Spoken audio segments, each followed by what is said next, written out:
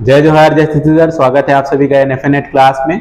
CG set 2024 के लिए most important topics के डिस्कशन चल रहे हैं, जिसमें सबसे पहले हम रिसर्च एप्टीट्यूड के विषय में एक जो है वो टॉपिक है, क्या है, सैंपलिंग।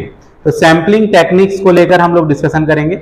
सैंपल क्या होता है, सैंपलिंग क्या होती है और सैंपलिंग के लिए कितने प्रकार हैं, कितने प्रकार से वर्गीकृत किया गया है, ये हम बात करने वाले हैं। तो सबसे पहले जिस पर हम रिसर्च करते हैं, ठीक है, जैसे कि किसी फूल पर रिसर्च करना चाहते हैं, किसी पेड़ पर रिसर्च करना चाहते हैं, किसी फल पर रिसर्च करना चाहते हैं, तो पूरे फूल, पूरे पेड़, पूरे फल, पूरे मनुष्य, ये सब क्या हो जाते हैं, ये आपके पॉपुलेशन हो जाते हैं। अब ऐसा रिसर्च खास करके क्वांटिटेटिव, जिसमें मात्रात्मकता की बात होती है, क्वांटिटी की बात होती है, तो ऐसा रिसर्च जिसमें क्या हो जाए, क्वांटिटी जो है वो बहुत ज्यादा हो जाए, large amount of data set की बात होने लगे। तो पॉपुलेशन जब बहुत ज्यादा बड़ा हो जाए, ठीक है, तो पॉपुलेशन का साइज जब ज्यादा बड़ा हो जाता है, तो हम किस पर बात करने लग जाते हैं, सैंपल पर बात करने। तो पॉपुलेशन क्या है, तो population collection of individual who share one और मोर नेटवर्थ, ठीक है, ये हम लोग को बताया गया। मतलब रिसर्च में जिनसे भी, जिन इंडिविजुअल को बिलोंग किया गया है, जैसे हम लोग बात कर रहे हैं सभी लड़कियों का रिसर्च, तो लड़कियां यहां पे शामिल है, जितनी भी लड़कियां आएंगी वो सब क्या कहलाएंगी, होल पॉपुलेशन कहलाएंगी। मगर इस होल पॉपुलेशन पे रिसर्च कर पाना जो है वो बेसिकली पॉसिबल नहीं है। क्यों? क्योंकि इसका अमाउंट जो है वो क्या हो जाता है, बहुत ज्यादा हो जाता है, साइज बड़ी हो जाती है। तो इस कंडीशन में हमें क्या करना है, इस कंडीशन में हमें इस पॉपुलेशन का रिप्रेजेंटेटिव चाहिए। इस पॉपुलेशन का जो रिप्रेजेंटेटिव होगा वो क्या कहलाएगा, आपका सैंपल कहलाएगा। इससे कॉस्ट बच जाएगा, डेटा कलेक्ट करने का टाइम बच जाएगा, वैरायटी ऑफ जो है वो हमको कलेक्शन के लिए क्या मिल जाएंगे, सैंपल मिल जाएंगे, और साथ ही साथ क्या चीजें होंगी, हेट्रोजीनियस टाइप ऑफ डेटा, बेहतर रिप्रेजेंटेटिव यहां पर क्या हो सकते हैं, हमारे लिए हो सकते हैं। तो सैंपल स्मॉल पोर्शन होता है किस चीज का, पॉपुलेशन जो हमने सेलेक्ट किया है, किस चीज के लिए सेलेक्ट किया है, ऑब्जर्वेशन और एनालिसिस के लिए। मुख्यतः ध्यान रखिए, क्वांटिटेटिव टाइप ऑफ रिसर्च में हमें data collecting, data analysis, data interpretation की जरूरत पड़ती है। और जब हमें डेटा इकट्ठा करना पड़ता है, वहां पर क्या हो जाए, जब पॉपुलेशन की साइज बहुत ज्यादा हो जाए, तो होल पॉपुलेशन से डेटा कलेक्ट कर पाना जो है वो क्या नहीं होता, पॉसिबल नहीं होता। क्या करना पड़ेगा, तो वहां पर हमको सैंपल बनाना पड़ेगा। सैंपल बनाने की जो तकनीक होती है, उस तकनीक को क्या कहा जाता है, सैंपलिंग कहा जाता है। Sampling is what, sampling is the procedure of getting a small portion of the population for research. अब हम कैसे सैंपलिंग करते हैं, मुख्यतः जो सीजी सेट की आपकी इस परीक्षा में पूछा जाए, वो क्या पूछा जाएगा कि ये कौन से प्रकार का सैंपलिंग टेक्निक है, ये हमसे पूछा जाएगा। तो सैंपलिंग टेक्निक्स की अगर हम बात करें, उससे पहले मैं आपको बताऊं कि इसका फायदा क्या है, सैंपलिंग क्यों करते हैं। तो पहला चीज क्या हो गया, समय की बचत हो गई, पैसा बच गया, एफर्ट कम लगा। मगर ऐसा नहीं कि समय बचाने के लिए हम क्या किए, कम अमाउंट में सैंपल बना लिए।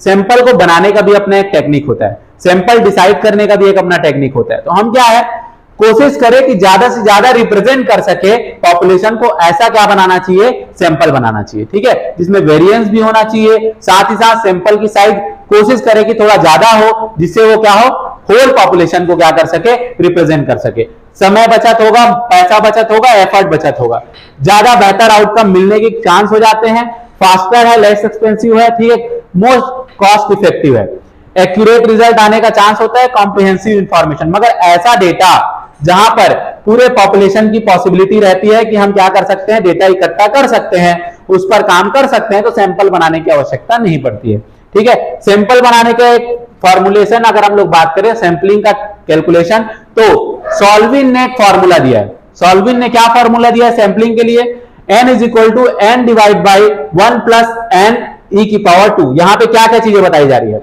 n क्या है, स्मॉल n, सैंपल की साइज कितनी होनी चाहिए, कैपिटल N क्या है, टोटल पॉपुलेशन कितना है। मान लीजिए हम कहीं क्या कर रहे हैं, उदाहरण के लिए सीजी सेट परीक्षा देने वाले परीक्षार्थियों पर रिसर्च करना चाहते हैं, कितने परेशान हैं सीजी सेट परीक्षार्थी जो है परीक्षा देने के लिए, तो जितने भी लोग फॉर्म भरेंगे, जैसे 2.5 लाख 3 लाख, तो ये क्या होगा, पॉपुलेशन होगा। तो ये हमारा हो गया कैपिटल N, पॉपुलेशन हो गया, ठीक है।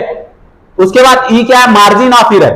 कई बार चांस होता है कि इतना मार्जिन ऑफ एरर हो सकता है, तो ये हम ध्यान रखते हैं, n इंटू ई की पावर 2, 1 प्लस हो गया, ये हमारा सैंपल साइज निकाल के दे देगा। तो अब मेरे पास इतना समय, इतना पैसा नहीं होगा कि मैं पूरे 2.5 लाख परीक्षार्थियों तक जाके ये पूछ पाऊं कि सीजी सेट बेहतर तरीके से एग्जामिनेशन ले पाया, व्यापम के द्वारा ले पाया गया या नहीं ले पाया गया। तो मैं क्या करूंगा, हर एक जिले के अंदर क्या करूंगा, कुछ रिप्रेजेंटेटिव जो सीजी सेट एग्जाम देकर आए हैं उनका सिलेक्शन करूंगा, वो सैंपल हो जाएंगे। तो इस फॉर्मूला के थ्रू हम ये चीज कर सकते हैं, ठीक है। तो ये सारी चीजें हुई। एक एग्जाम्पल भी यहां पर दिया गया है, यहां पर वैल्यूज दी गई है कि टोटल पॉपुलेशन 1500 है, ये एक वैल्यू दिया गया है 5% मार्जिन ऑफ एरर है, तो इसका मार्जिन ऑफ एरर हमने निकाल दिया, स्क्वायर निकाल के 315 मतलब आसपास अप्रोक्सीमेटली 316 हमने क्या रख लिया सैंपल साइज, जब टोटल पॉपुलेशन कितना है 1500 है। ये हमने देख लिया। अब मेन जो सवालों पे है वो क्या है, थोड़ा सा बेसिक हमारा हो गया, सैंपलिंग टेक्निक्स। तो अगर हम बात करें रिसर्च में मेनली 2 प्रकार के सैंपलिंग टेक्निक्स देखने को मिलते हैं, one is probability sampling and second one is non probability. Probability नाम से क्लियर है, जहां पर हर एक का क्या होता है, आने का इक्वल चांस होता है सैंपल में, तो प्रोबेबिलिटी होता है। और जहां पर चांस नहीं होता है, अपने कन्वीनियंस के अकॉर्डिंग होता है, वो क्या होता है आपका नॉन प्रोबेबिलिटी होता है। Probability is what, every member of population, ठीक है, has a probability of being selected और इंक्लूडेड इन द सैंपल। हर एक मेंबर को क्या है, चांस है कि वो सेलेक्ट हो सकता है किसमें, आपके सैंपल में। तो इस प्रकार की सैंपलिंग टेक्निक को क्या बोलते हैं, प्रोबेबिलिटी बोलते हैं। अब प्रोबेबिलिटी के प्रकार कितने होते हैं, तो सबसे पहले मैं आपको बताऊं क्या क्या प्रकार यहां पर है। सबसे पहला आप देखिए सिंपल रैंडम सैंपल, ठीक है, क्या बताया गया, simple random sample. Simple, all member of the population have an equal chance at being chosen part of the sample।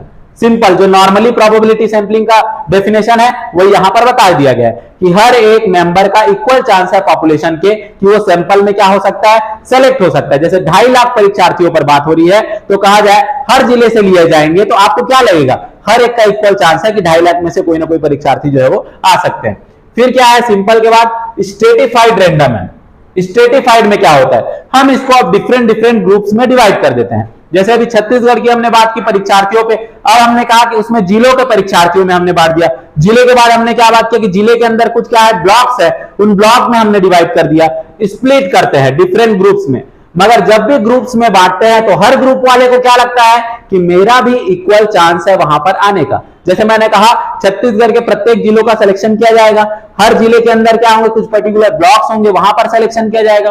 तो people from each group will be randomly chosen to represent the whole population.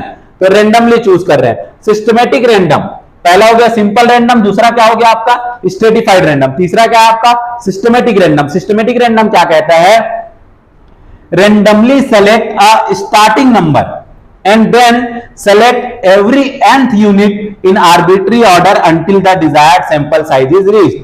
मतलब मैं शुरू करूंगा roll number 10 से और मैं वहां के बाद रोल नंबर 10 से कहां तक जाऊंगा, मैं बोल रहा हूं स्टार्टिंग नंबर मैंने ले लिया रोल नंबर 10, फिर मैंने क्या बोला वहां से लेकर मैं nth यूनिट वहां से 50 लोग को सेलेक्ट करूंगा। वहां के बाद मैं 50 लोगों को सेलेक्ट करूंगा, कोई भी 50 हो सकते हैं, या मैं रोल नंबर 1 से लूंगा और वहां के बाद मैं कोई भी 50 को सेलेक्ट कर सकता हूं। इस प्रकार की जो बात है सिस्टमेटिक रैंडम सैंपलिंग हो गई। क्लस्टर, वही जो मैंने आपको बताया डिस्ट्रिक्ट, ब्लॉक्स, म्युनिसिपैलिटी, सिटीज, इस सबको हमने डिवाइड कर दिया। ये हो गया क्लस्टर रैंडम सैंपलिंग, ठीक है। ये 4 प्रकार के क्या हो गए आपके, प्रोबेबिलिटी सैंपलिंग हो गई। उसके बाद क्या है आपके पास नॉन प्रोबेबिलिटी सैंपलिंग, जिसमें हमने क्या कहा, पार्टिसिपेंट जो भी है रिसर्च में, जो भी पॉपुलेशन का पार्ट है, उनको सेलेक्ट कैसे किया जाएगा, इंटेंशनली किया जाएगा। इंटेंशनली करने का मतलब क्या है, जैसे मेरे को जो आसान लगेगा मैं उनको सेलेक्ट करूंगा सैंपल में, ठीक है। सर्टेन आइडेंटिटी, जो भी उनका फैक्टर है, ये मेरे को अच्छा जवाब दे सकता है तो मैं उसको सेलेक्ट करूंगा। तो इसे हम क्या कहेंगे, नॉन प्रोबेबिलिटी सैंपलिंग टेक्निक्स कहेंगे। इसके प्रकार अगर हम लोग बात करें, ठीक है, तो नॉन प्रोबेबिलिटी में क्या आ जाता है, एक तो कन्वीनियंस हो गया। आप सभी क्या करते हैं, देखिए अभी आप लोग को पढ़ना है, आप जब पढ़ते हैं सबसे पहले यूट्यूब में कोई वीडियो सर्च करेंगे, जो पहला वीडियो मिल जाता है आपको आसान लगता है, आप उसी में जो है पढ़ना क्या कर देते हैं, स्टार्ट कर देते हैं, ठीक है। तो ये कन्वीनियंस है। Participants are chosen for their convenience and availability, उपलब्धता के आधार पर उसका चयन कर लेते हैं, वो काम का है या नहीं है इस पर ध्यान नहीं देते हैं। ये हमारा पार्ट हो गया, ठीक है। उसके बाद क्या है अपने पास, एक्सपर्ट सैंपलिंग।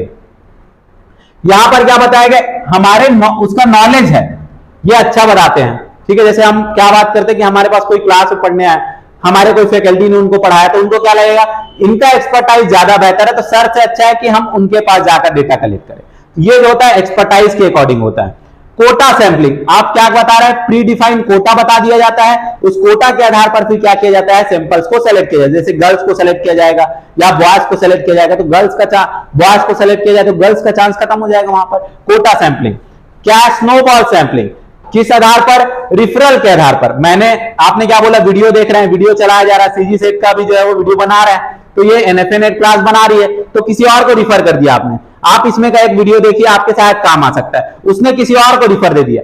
अब ऐसा करते करते किसको रिफर करेगा हमको थोड़ी ना पता है, मगर जो है वो चांस हो गया कि भाई जिसको उसके पहचान का है केवल वही रिफर करेगा, पहचान का नहीं है तो उसको तो रिफर नहीं करेगा। तो एग्जिस्टिंग पार्टिसिपेंट्स को रिकमेंड करते हैं या क्या करते हैं, रिफर करते हैं। ये हमारा क्या पार्ट हो गया, नॉन प्रोबेबिलिटी सैंपलिंग हो गया। इसके बाद मैं बात करूं एक पूरा का पूरा ओवरऑल, हम थोड़े और टाइप्स इसमें इंक्लूड कर दिए। प्रोबेबिलिटी मतलब जहां पर हर किसी के आने का इक्वल चांस है, जिसमें पहला क्या हो गया, सिंपल रैंडम, जिसमें पूरे पॉपुलेशन में से हर एक का इक्वल चांस है। दूसरा क्या हो गया, सिस्टमेटिक, पहला एक स्टार्टिंग पॉइंट बताएंगे, वहां से कितने लोग को सेलेक्ट करेंगे ये बताएंगे, ये सिस्टमेटिक हो गया। स्ट्रेटिफाइड क्या हो गया, क्लासिफाई करना होता है, दो अलग अलग ग्रुपों में, चार अलग अलग ग्रुपों में डिवाइड करना, जैसे एज के अकॉर्डिंग, जेंडर्स के अकॉर्डिंग ऐसा डिवाइड करना, ये स्ट्रेटिफाइड हो गया। क्लस्टर क्या हो गया, तो क्लस्टर जियोग्राफिकल एरिया के अकॉर्डिंग हो गया, भारत देश में इतने राज्य हैं, इतने राज्य के हर एक जिले के अंदर, हर एक जिले के अंदर, एक ब्लॉक के अंदर, हर एक ब्लॉक के अंदर एक गांव से एक व्यक्ति का चयन किया जाएगा। ये जो पार्ट हुई वो क्या हो गया, क्लस्टर। इसके अलावा मल्टी स्टेज होता है। मल्टी स्टेज में क्या होता है, हम मल्टीपल टेक्निक्स यूज कर देते हैं। जैसे पहले हमने क्लस्टर सैंपलिंग लगा दिया थोड़ा सा डेटा को आसान बनाने के लिए, फिर हमने उसमें सिंपल रैंडम बना दिया, तो इसको क्या कहा जाता है, मल्टी स्टेज सैंपलिंग कहा जाता है। इसके बाद है नॉन प्रोबेबिलिटी। नॉन प्रोबेबिलिटी मतलब अपने क्या बताया था हमने यहां पर कहा कि अपने कन्वीनियंट के अकॉर्डिंग, ठीक है, अपने आसानी के अनुसार हम लोग ले लेते हैं। यहां पर क्या बताया गया, इन्वॉल्व रैंडम सिलेक्शन। क्या है, पहला कन्वीनियंस। कन्वीनियंस क्या होता है, आपने कहा कि जिसमें आसानी पड़े, अवेलेबिलिटी हो, वो कहा आपने। जजमेंटल, जिसको पर्पोजिव भी कहते हैं, ये अच्छा है, वो अच्छा नहीं है, वो अच्छा है, वो अच्छा नहीं है, इस प्रकार का सिलेक्शन हो गया। तीसरा क्या हो गया, कोटा। पहले से प्री डिफाइंड क्या डिवाइड कर देते हैं, कोटा डिवाइड कर देते हैं, फिर उसमें से सिलेक्शन होता है। स्नोबॉल क्या हो गया, रिकमेंडेशन, या क्या हो गया, रिफर हो गया, रिफरल करते हैं, रिकमेंडेशन करते हैं, उसके अकॉर्डिंग सिलेक्शन होता है। और सेल्फ सिलेक्शन। सेल्फ सिलेक्शन में क्या है, individual volunteer to participate in the study, this is common in online survey. वो अपने हिसाब से सेलेक्ट कर लेते हैं और वो फिर शामिल हो जाते हैं। तो ये है सैंपलिंग टेक्निक्स। और आप ध्यान रखेंगे ये जो सैंपलिंग टेक्निक है बहुत ज्यादा महत्वपूर्ण है आपके सीजी सेट एग्जाम के लिए। सीजी सेट एग्जाम के बाद आप यूजीसी नेट एग्जाम भी अगर प्रिपरेशन करते हैं तो उसके लिए भी होंगे। अगले वीडियो में मैं इनसे रिलेटेड जो भी क्वेश्चन अब तक पूछे गए हैं सीजी सेट या आसपास के जितने भी राज्य के सेट हैं वो सब मैं आपके साथ डिस्कस करूंगा। मिलते हैं नेक्स्ट वीडियो में, तब तक के लिए जय जोहार, जय छत्तीसगढ़।